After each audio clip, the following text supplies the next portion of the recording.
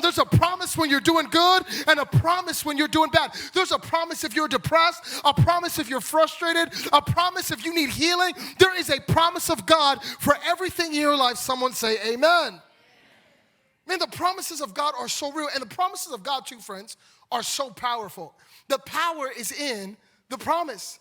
It's in the promise of God. I was at a camp last year, saw God do amazing things this year at youth camps, but last year I was at a youth camp, and there was a kid in the camp that desperately needed his inhaler. I'm talking about like every 10 minutes, this kid needed to use his inhaler, and so we were there with him, and I was preaching to these kids about the healing power of God. Come on, I just happen to believe that our God used to heal and that he still heals today.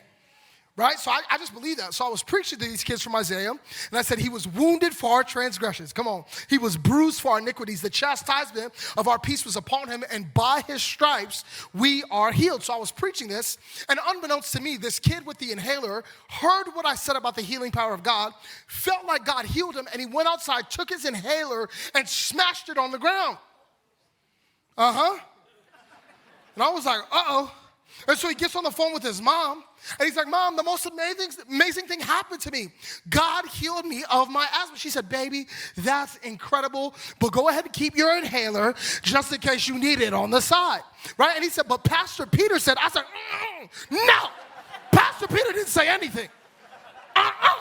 Right? And then all the other leaders in the camp were looking at me. They're like, what's the problem? I'm like, if this kid gives his mom the wrong story, we all going to jail. You understand? And I'm too cute to go to jail. I don't feel called to prison ministry, okay? So I'm not, you know what I mean?